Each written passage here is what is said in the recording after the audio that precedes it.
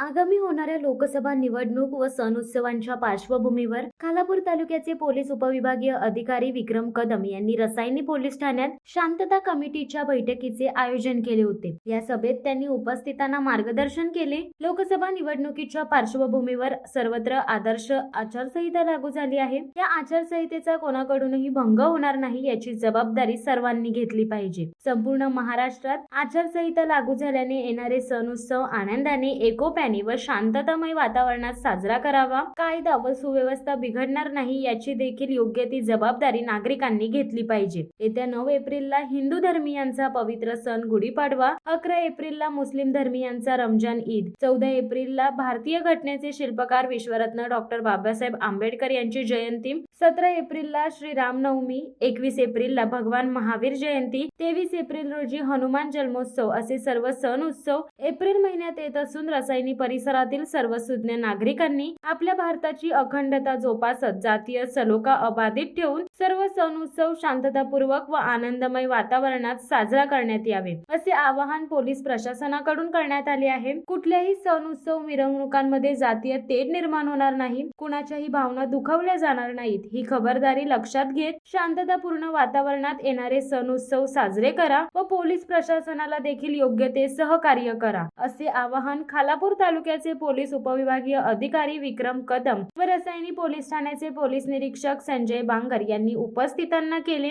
यावेळी रसायनी पंचक्रोशीतील सर्व प्रतिष्ठित नागरिक, विविध धार्मिक संघटनेचे पदाधिकारी, पत्रकार वर्ग उपस्थित होते। 17 तारखेला रामनवमी आहे, मला वाटतं 23 तारखेला महावीर जयंती आहे। 23 ला महावीर जयंती बरोबर ना, 17 तारखेची रामनवमी। या पार्श्वभूमीवर आपण आज हे सगळेजण शांतता कमिटी प्रतिष्ठित त्यांना आपण बोलवलं। सर रसायनी पोलीस स्टेशनच्या हद्दीमध्ये डॉक्टर बाबासाहेब आंबेडकर जयंतीच्या निमित्ताने 11 मिरवणुका टोटल आहे। त्याच्यामध्ये 9 पुतळे आहेत आपल्या अधिकारी सकाळी त्याचं पूजन करणार आहे। एक मिरवणूक मोठी 14 तारखेला होणार आहे आणि एक मिरवणूक 15 तारखेची आहे। अशा 2 मिरवणुका मोठ्या आहेत। दोन्ही मिरवणुका रिसोडून निघत आहेत। एक मिरवणूक रिचच्या पुढच्या भागामध्ये अपूर्वा हॉटेलच्या तिथून निघेल आणि तिथं समारोप सर HOC ला होणार आहे। HOC ला तिथं समाज मंदिर आहे तिथं होणार आणि एक 15 तारखेची मिरवणूक रिसीतून निघून ती परत HOC ला संपणार आहे। साधारण जनसमुदाय सर 200 ते 250 असणार।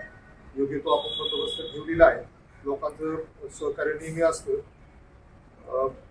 त्याचबरोबर रामनवमीचे 2 मंदिरं आपली स्थानिक मोपाड्यामध्ये आहेत।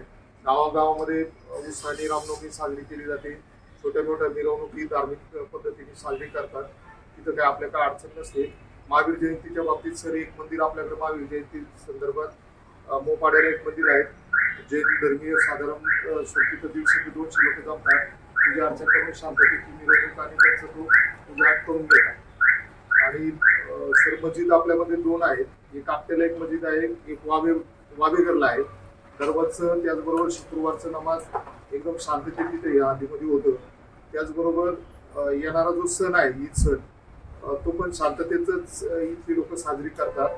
11 तारखेला ते ईद साजरी करणार आहे। आणि उपस्थित सर्व या मीटिंग कामी आलेले सर्व माझे बंधू, आपल्या सर्वांना कल्पना असेल की सध्या मावळ लोकसभा मतदारसंघाच्या अनुषंगाने आपल्या पूर्ण भागामध्ये आचारसंहिता लागलेली आहे। या आचारसंहितेदरम्यान आपण आपले सण उत्सव असतील साजरे करायला काही अडचण नाही, परंतु हे सण साजरे करत असताना आपण प्रत्येक कार्यक्रमाची रितसर परवानगी घेतलेली असणं आवश्यक आहे। तो आपला छोटातला छोटा कार्यक्रम असला तरी काही हरकत नाही, त्याबद्दल आमचा काही आक्षेप नाही आहे। परंतु त्याबाबतची आपण रितसर परवानगी घेतली तर त्या ठिकाणी कुठलीही तांत्रिक अडचण येत नाही।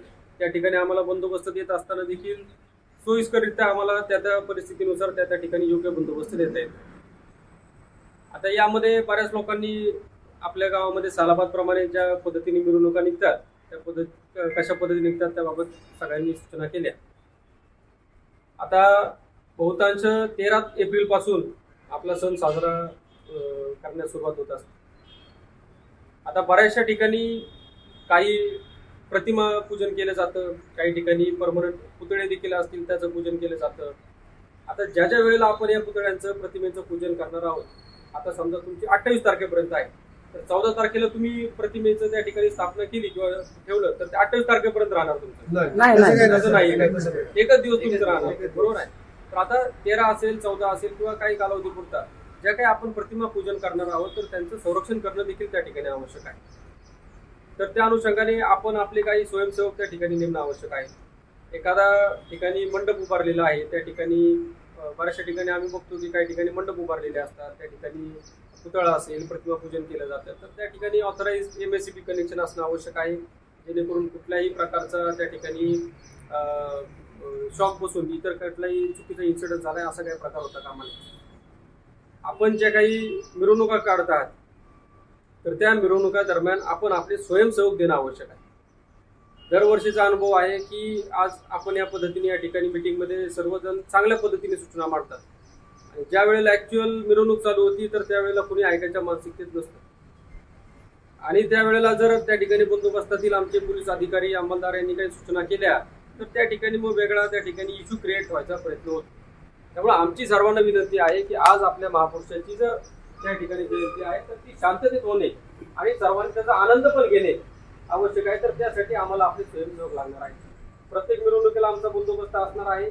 आमच्या अधिकारी अंमलदारांना सूचना आम्ही देणार आहोत की त्याचे मंडळाचे जे अध्यक्ष असतील, महत्वाचे पदाधिकारी असतील त्यांच्यासोबत प्रॉपर लायसनिंग करणे, परंतु तुमचे स्वयंसेवक असणं आवश्यक आहे. या दरम्यान दरवर्षी जयंतीमध्ये मोठ्या प्रमाणात महिला देखील सामील होतात आणि ज्या वेळेला आपली मिरवणूक होती तर त्यावेळेला महिलांसाठी जर त्यांना असणार असतील तर तो वेगळा एक सेक्शन करणं आवश्यक आहे. पुरुष आणि महिला यांच्या सेक्शन दरम्यान एक चांगले व्हॉलंटियर्सची पुन्हा त्या ठिकाणी 2-4 व्हॉलंटियर्स ठेवणं आवश्यक आहे. बऱ्याचदा काही तरुण मुलं त्या ठिकाणी असतात, मग ते ढकलाढकली करतात किंवा त्या ठिकाणी एखादा छेडखानीसारखा प्रकार होतो आणि मग त्या ठिकाणी वेगळा इन्सिडेंट क्रिएट होतो.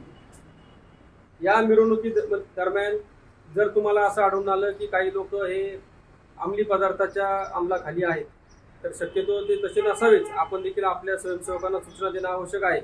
कृपया करून मिरवणुकीमध्ये कुणीही दारू पिऊन किंवा इतर कुठल्याही अंमली पदार्थाचं सेवन करून असता कामा नये. जर तुमच्या निदर्शनास आलं की अशा प्रकारचा एखादा व्यक्ती आहे आणि तो त्या ठिकाणी वेगळ्या प्रकारचा गोंधळ करत आहे तरी आपली देखील जबाबदारी आहे की आमच्या लक्षात आणून देणं की साहेब हा अशा प्रकारचा गोंधळ करतोय, आमचं देखील ऐकत नाही, तर तुम्ही त्याला घ्या आणि तुम्ही योग्य ती कारवाई करा.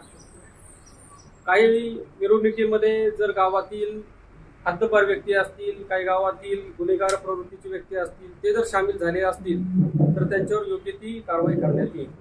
आणि आपल्या देखील निदर्शनास असं आलं की असा चुकीचा प्रकार होत आहे तर आपण देखील आमच्या निदर्शनास आणून द्यावं अशी आमची विनंती आहे. बऱ्याच ठिकाणी आता जसं तुम्ही वेगवेगळ्या गावामध्ये जाणार आहात, वेगवेगळ्या प्रत्येक विहाराला भेट देणार आहात, त्या ठिकाणी छोटे काही प्रोग्राम करतील तर या दरम्यान कुठलाही तुमचा छोटा प्रोग्राम असो पोलीस स्टेशनला इंटिमेट करणं आवश्यक आहे. आगामी इलेक्शनचा कालावधी आहे, काही ठिकाणी मोठमोठे प्रोग्राम देखील केले जाण्याची शक्यता आहे. या कालावधीमध्ये काही जे निवडणुकीला राहिलेले उमेदवार आहेत तर ते देखील भेटी देण्याची शक्यता आहे किंवा इतर कोण VIP देखील येण्याची शक्यता आहे. बऱ्याच ठिकाणी आम्ही बघतो काही सिने कलाकार देखील त्या ठिकाणी भेटीला येतात, कुठल्या वेगवेगळ्या राजकीय पक्षाची लोक त्या ठिकाणी भेटीला येतात. तर संबंधित मंडळाची किंवा संबंधित जे पदाधिकारी आहेत तर त्यांची जबाबदारी आहे की आम्हाला आगाऊ सूचना देणं. शिवसत्ता टाइम्ससाठी आनंद पवार, रसायनी. दे धडक बेधडक वृत्त देणाऱ्या आपल्या शिवसत्ता टाइम्स न्यूज चॅनलला लाल बटन दाबून सबस्क्राईब करा आणि बेल आयकॉनला क्लिक करायला विसरू नका.